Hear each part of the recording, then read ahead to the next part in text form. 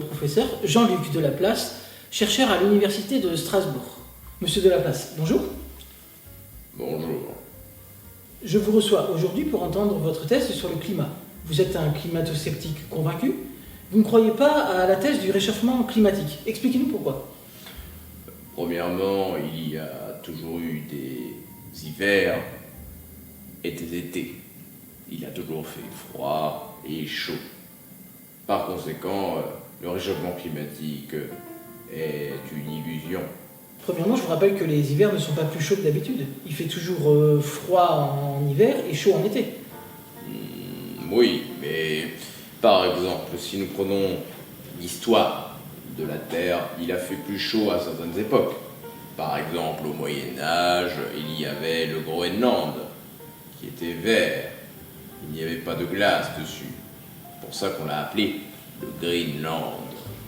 La Terre verte. Vous parlez toujours comme ça? Que voulez-vous dire? Oui, vous parlez toujours comme ça, c'est habituel. Comment ça? D'accord, je vois. Vous devez bien savoir qu'un réchauffement climatique est toujours à l'échelle mondiale. S'il y a un réchauffement en France, ça n'aura pas forcément d'impact au niveau mondial. Il y a une différence entre météo et climat. Je n'en suis pas convaincu. Mais de toute façon, l'homme n'est pas responsable de ce réchauffement climatique. Ok, prouvez-le. Je l'ai déjà prouvé. Le réchauffement climatique actuel est dû soi-disant au CO2. Mais quand on regarde les courbes, on voit bien que le CO2 succède au réchauffement. Il ne le précède pas.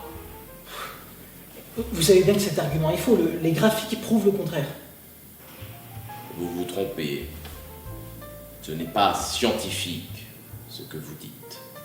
La preuve, c'est que la courbe de CO2 au milieu du siècle n'a pas augmenté. Et pourtant, la température a augmenté.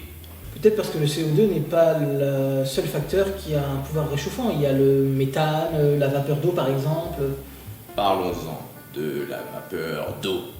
La vapeur d'eau, soi-disant, est un gaz à effet de serre. Et pourtant, le GIEC n'en parle jamais.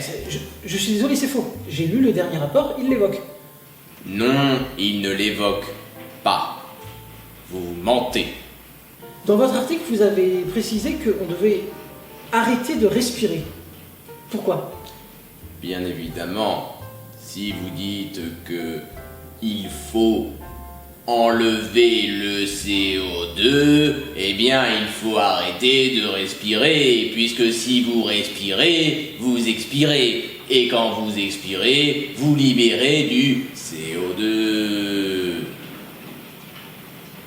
Si je puis me permettre, je trouve votre façon d'expliquer les choses très passionnante. Oui, en effet, je suis maître de conférence et je suis un grand pédagogue pour les étudiants. D'accord. Pour revenir sur votre histoire de CO2, vous savez bien qu'il s'agit du CO2 des énergies fossiles, pas de celui des êtres humains. Nous, les êtres vivants, nous ne le faisons pas. Écoutez, moi je préfère qu'il fasse chaud plutôt que froid. Froid. Voilà. Ça, c'est un argument scientifique. Oui. Bien. Nous conseillons donc à tous les téléspectateurs de lire votre livre.